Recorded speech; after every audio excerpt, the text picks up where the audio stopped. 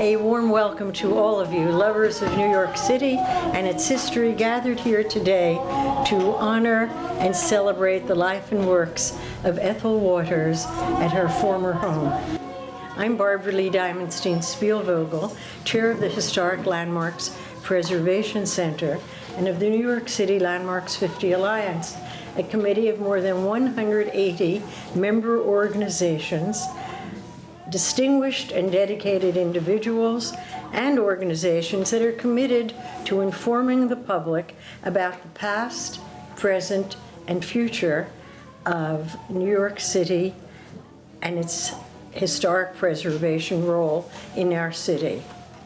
Our thanks today to homeowner Paul Rufin Blanchette and to Jeremy Woodhoff, who is the Director of Preservation for Department of Design and Construction. I'm in the staff of the preservation section.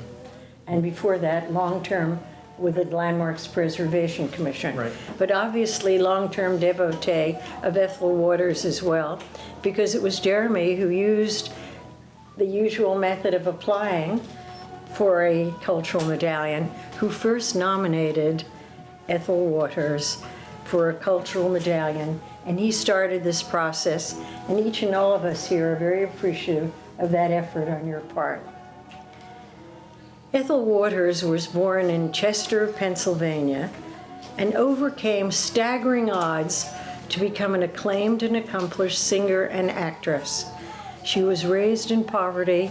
She married at the very early age of 13, and soon thereafter she moved to Philadelphia. She worked in a hotel, and it was there that she became a singer and started on the black vaudeville circuit, working, as she described it later, from 9 until unconscious. After traveling around the country, at one point working with the Carnival circuit, she landed in Harlem at Edmund's Cellar and joined Black Swan Records. And you hear in the background now a 1921 version of Ethel Waters singing. Was it already Black Swan Records? Yes, it was. Well, you'll tell us more about that later, please. She recorded, I think, that song that we hear in 1921. By 1925, she achieved her first hit, and 73 years later, in 1998, the record was elected to the Grammy Hall of Fame. But back to 1929, she released a record called Am I Blue, which is still heard among her fans. She sang the song again in the first full-color film, On With the Show. It became a hit, and her signature tune. By 1933, she appeared on Broadway in Irving Berlin's musical revue as Thousands Cheer, and 2 years later, in the revue At Home Abroad, where then New York Times critic Brooks Atkinson said she knows how to make a song stand on tiptoe. Wish I knew how to make these papers stand on tiptoe. In 1940, she appeared in the hit musical Cabin in the Sky and reprised her role as Petunia Jackson in the 1943 film version. Miss Waters achieved what is considered her greatest dramatic success on Broadway as Berenice Sadie Brown,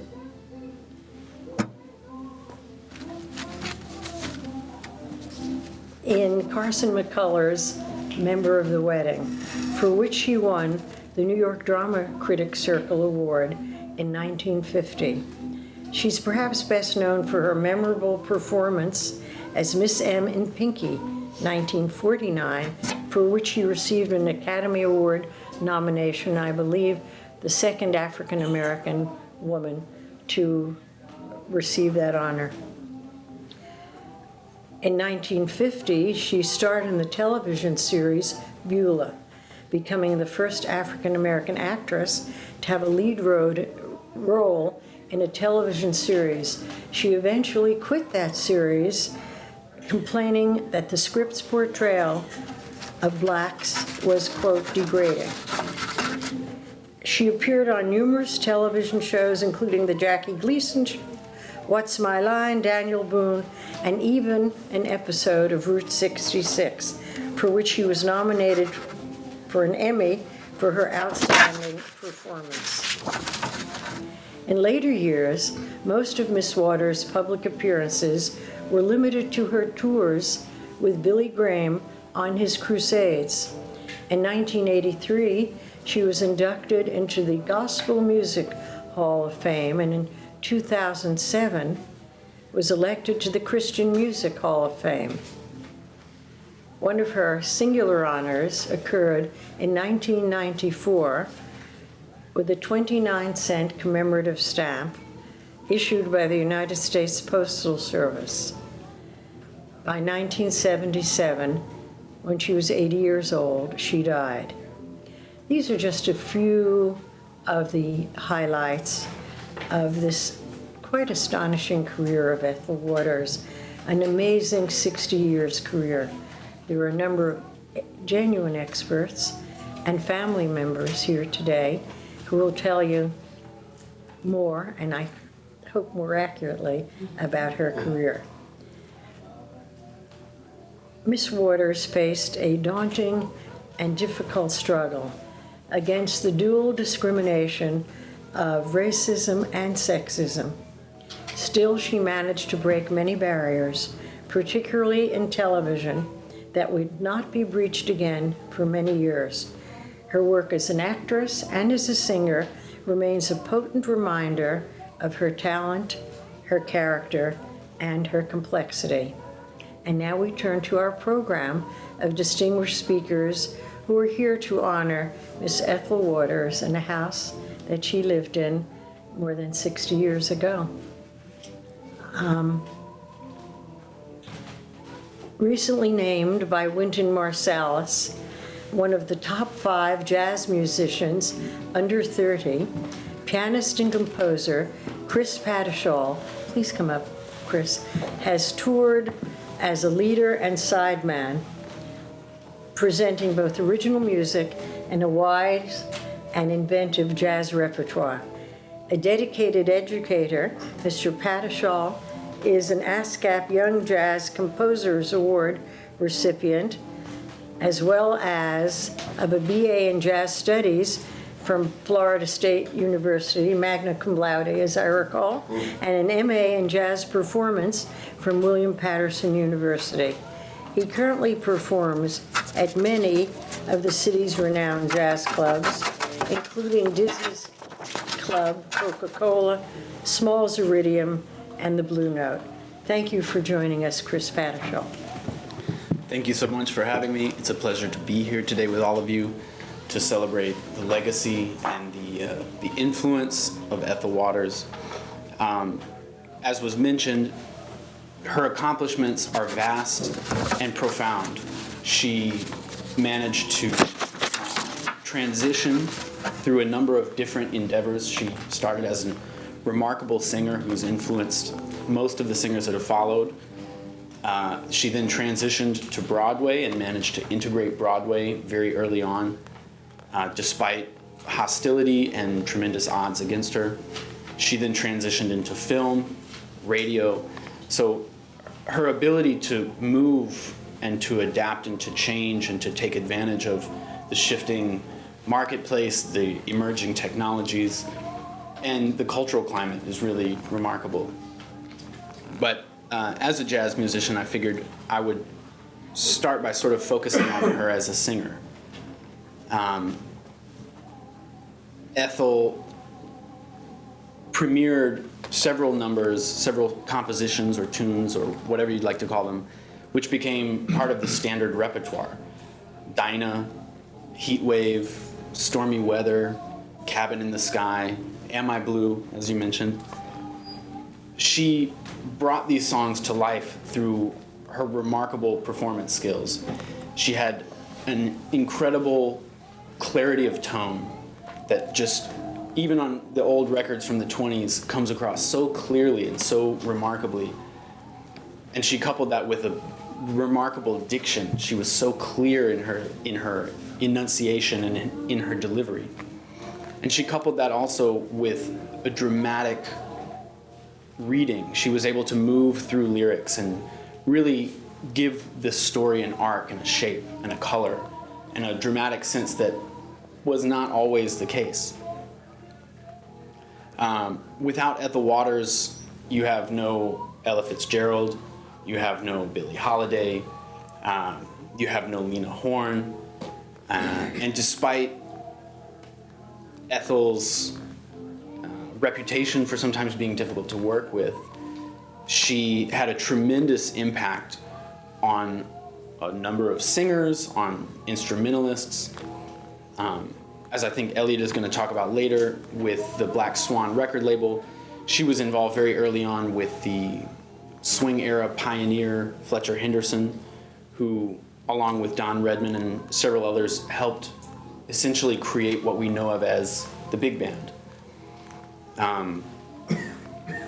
Her readings of Supper Time, for instance, is especially important.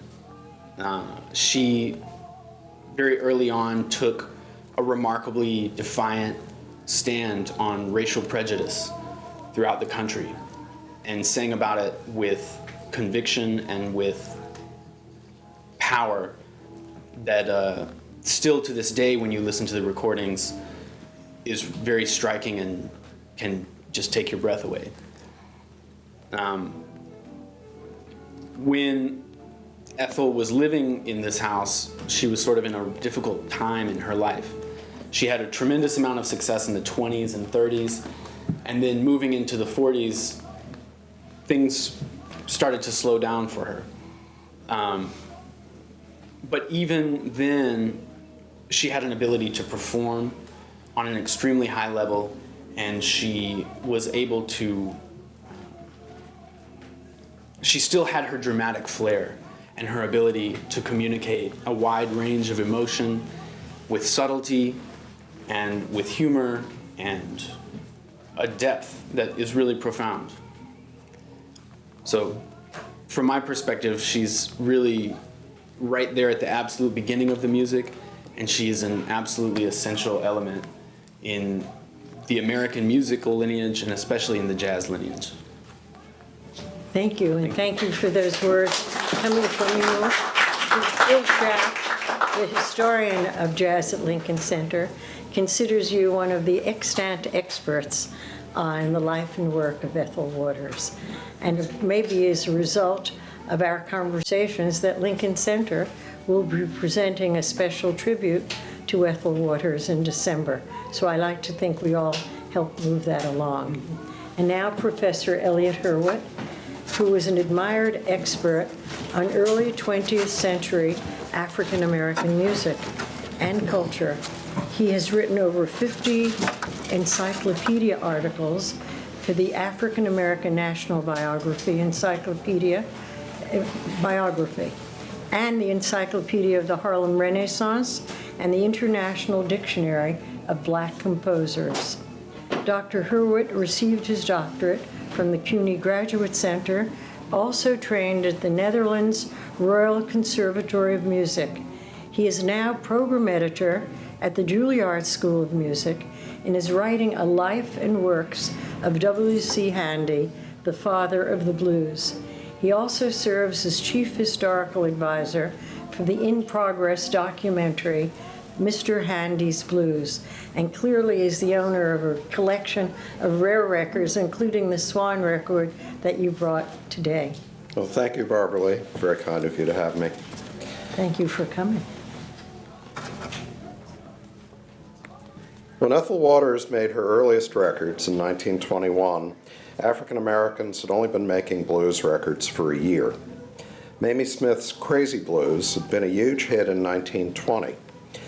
Country blues records, mostly by men accompanied solo by their own guitar, were still 6 years away when Waters first went into the studios with small combos, initially for the obscure Cardinal Records label. But it was in April of 1921 that she made history when she recorded the lament "Oh Daddy," backed with "Down Home Blues." This began her long run of sessions for Black Swan Records, the first successful African-American owned and operated record company. Black Swan was founded by Harry Pace, a visionary entrepreneur who had recently left the Pace and Handy Music Company, founded in Memphis with songwriter W.C. Handy. Pace and Handy had granted Ethel Waters a performing exclusive on Handy's immortal St. Louis Blues in 1917. It would become the most performed and recorded song written by any American between the years 1927 and 1950. In 1921, on Down Home Blues, Waters is a genuine blues shouter, as they called them at the time, especially in the final go-round of the chorus. This record was an instant smash hit, raising Black Swan's income 40 times over, and it rocketed Waters from cabaret and vaudeville obscurity to the star status she would retain until her death 56 years later. As she recounts in her memoir, His Eyes on the Sparrow, Waters took to the road supporting Down Home Blues with Fletcher Henderson. It was the first of many records she made for Black Swan and a seminal recording in blues and jazz history. She would go on to make records for the bigger labels like Columbia, backed by the biggest stars of the swing era, including Duke Ellington, Benny Goodman, and the brothers Jimmy and Tommy Dorsey. Insufficiently remembered for this signal achievement today, Ethel Waters was in fact among the greatest of the early blues and jazz singers. Ethel Waters' early records already also showcase her great talents as an actress. On Maybe Not at All from 1925, she does vocal impressions of all her competitors in the top tier of female blues singers, ending with Bessie Smith, who she acknowledges to be the Empress. Waters lacked the big voice Smith had, but she overrides that with her slow, earthy rendition of the song. It was an early harbinger of the great career as an actress that would bring her her greatest renown. Thank you. Thank you, Dr. Hurwitz. Richard Brian Conity, known as Rich, to those of you who know and follow his work, is a well-known New York City, why don't you come around, disc jockey, and hosts a weekly music radio show called The Big Broadcast on Fordham University's FM radio station, WFUV. He was a high school senior when he started his radio career in 1971 as an intern at the Hofstra radio station. 2 years later, he founded The Big Broadcast when he was a freshman at Fordham University. He is able to impeccably evoke a bygone era. He has worked at WNEW, at WQEW, and been Jonathan Schwartz's co-host on New York Tonight. I made his drinks. I don't think so. Mr. Conity brought his show back to WFUV nearly 20 years ago, and we're very pleased that you're here with us today. Thank you very much. I am very grateful to have been asked to be part of this celebration, and especially fortunate to be in Brooklyn today. Not only do we have the privilege to honor the life and music of Ethel Waters, but later today they're baking the world's largest challah in Grand Prospect Hall. The world of music... What will you play to accompany that? Freilich. Huh? Freilich. There you go. The world of music took a big hit in 1977. Within 2 months, we lost Guy Lombardo, Bing Crosby, Elvis Presley, and Ethel Waters. I think what all of them have in common is that they seem to emerge fully formed, like a butterfly. If you listen to Bing Crosby or a Guy Lombardo record from 1927, and they're better than you might think, you recognize them immediately. Their sound is already unique. Oh, and as mentioned, this is the Black Swan record with Oh Daddy and Down Home Blues. Company was founded by Harry Pace, who incidentally is is buried up in Woodlawn Cemetery, which is a remarkable place. I've done several big broadcasts. You can go, but you don't have to stay. I've done several tours of Woodlawn, Irving Berlin, Duke Ellington. It's just a remarkable place. It's from her second record session, 24 years old. She's already been working in New York for 4 years. She's already been in show business for almost 10 years, and she's already unmistakably Ethel Waters. She's been part of my radio show, The Big Broadcast, since day one in January 1973. I dig the whole range of her recordings, like Oh Daddy to Birmingham Bertha, which is also from the picture on with the show, to Thief in the Night, which is from At Home Abroad, to Taking a Chance on Love, which she introduced on Broadway in Cabin in the Sky, and as mentioned, made into a wonderful movie in which she co-starred with Eddie Rochester Anderson and Lena Horne. And the picture also, it's a wonderful picture, wonderful supporting cast, including Louis Armstrong. And when Louis had his own network radio show on NBC in the mid-30s, he was actually Rudy Valley's summer replacement. She was one of the guests on his show. As mentioned, first person to sing St. Louis Blues, also introduced in the same year, 1933, Heat Wave in As Thousands Cheer and Stormy Weather in the Cotton Club Parade backed by Duke Ellington's orchestra. My strongest memory of Ethel Waters is her July 1976 appearance on Dinah Shore's daytime TV show. She was already nearly 80 years old. She sang His Eye is on the Sparrow. And as moving as her performance was, it was the look on Dinah Shore's face that has stuck with me since 1976. She knew, as we know today, that she was in the presence of greatness. Thank you very much for the opportunity. And thank you very much for sharing your thoughts. And now, we're pleased to welcome several members of Ethel Waters' family who've traveled all the way from Baltimore to participate, and we appreciate that. The grandniece of Ethel Waters and daughter of musician Junior Waters, Crystal Waters, is with us today. Will you come and join us, please? After receiving her BA in Business and Computer Science at Howard University, she began her professional musical career.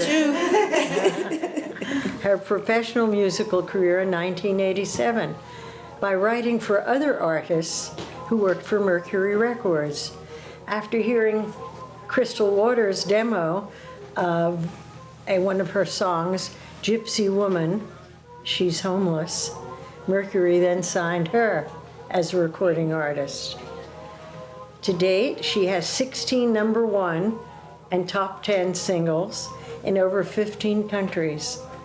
Miss Waters' recent ventures, including the nonprofit World Dance Music Coalition and her online radio station, Clubheads Radio, have continued to please her enormous fan base, and will you too if you tune in.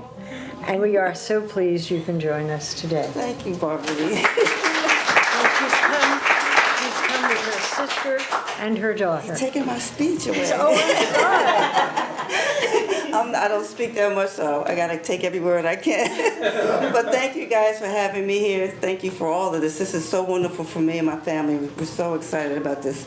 We didn't even know this house existed, so it's great. I want to introduce my family. It's my sister, Stephanie Waters.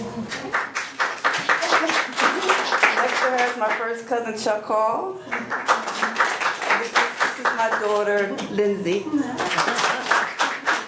And that's Chuck's wife, Sue. I have to mention you, Sue. I'm really here because I just want to tell you that, she does have a family. A lot of people aren't aware that there's tons of us still alive and still in the business. How I'm related to her, my grandfather was her brother. He went on to have 5 children. One of them was my father, who was Junior Waters, who had the Junior Waters Trio. He had a hit in the 60s called My Life is a Seven. He made an appearance on American Bandstand. And there was a host of aunts and uncles who sang and performed. I remember growing up in rehearsals and things like that in the house.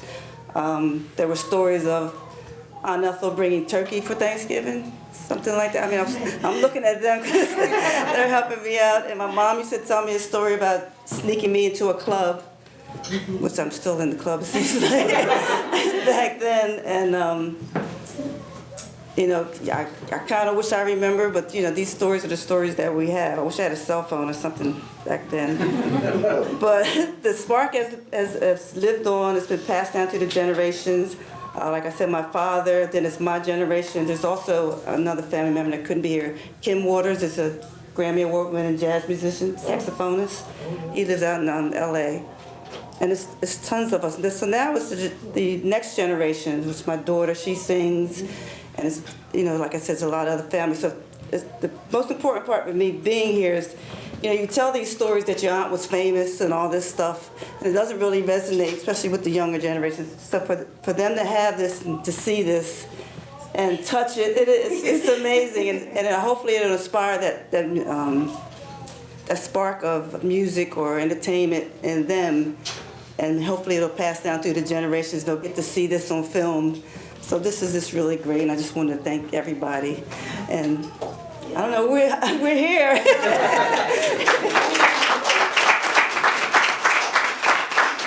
Thank you all for joining us. Leslie Uggams, who is a legend in her own right and a Tony and Emmy award-winning actress and singer, was invited to join us today. She is traveling, unable to be here, but was so moved by her experience portraying the niece of Ethel Waters in the nationally broadcast television series Beulah, that she wrote a letter that she began that career with Miss Waters at the age of 6. She wrote a letter for us to read today, and I've asked Jean Norman, the distinguished Honorable Jean Norman, architect and former chairman of the New York City Landmarks Preservation Commission, to join us today. I've asked him because he has the closest association to music of anyone I know. His daughter was the president of MTV, so that's pretty good. But she's gone on to other and newer things. And would you please, Jean, come and read the letter of Leslie Uggams?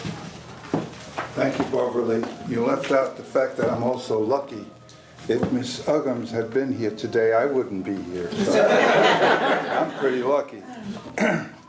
This is a wonderful letter, and before I read it, I just want to mention that what's going on here today and the hard work that Barbaralee and her staff has put in is just phenomenal. It's the kind of thing that makes us all remember and pay attention to what has happened in our city, in our lives over the past 50, 60, 70 years. So that's a wonderful legacy that's been maintained, and the fire from that legacy is still burning. So thank you again. Thank you for being here. Ms. Uggams writes, "My first professional acting job at the age of 6 was playing Ethel Waters' niece on her television show, Beulah. I didn't know then what a monumentous debut that would be, but today I am forever grateful for that opportunity, which put me on my path. As a youngster, I didn't know about any of Ethel's early struggles. I didn't know of her groundbreaking history as a black female recording artist and actress. I only knew of her as this warm, kind, and incredibly talented woman who took me and my mother under her wing. She invited us to see her on Broadway in The Member of the Wedding. That was my very first straight play, and I'll never forget it. She also brought us to many of her soirees, private recital events where I got a chance to see her perform as a singer. I can still recall her remarkable renditions of Dinah, Happiness is a Thing Called Joe, and Am I Blue? We heard a lot about that today. She was an inspiration. Ethel Waters rose above tremendous odds to create an artistic legacy that will live forever. She also paved the way for other young women of color with her spirit, grit, and determination. Thank you for installing this cultural medallion in her honor. And I like to think that she's looking down and smiling from that cabin in the sky.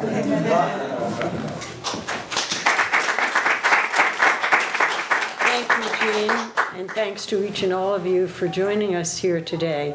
We're now going to go outside to unveil and read the text of the cultural medallion, and Deborah Burchard will read the text. But before I go, if there is anyone that you know of that you can legitimately identify as an occupant of a house who's made an outstanding contribution to the vitality and life of the city that we all love, please look at HLPC.org and complete one of the forms that are being handed out, or visit the website. It's www.hlpcculturalmedallions.org, or just ask Jeremy Woodall. Thanks again to all of you for joining us today, for celebrating the remarkable life and work of Ethel Waters. Thank you.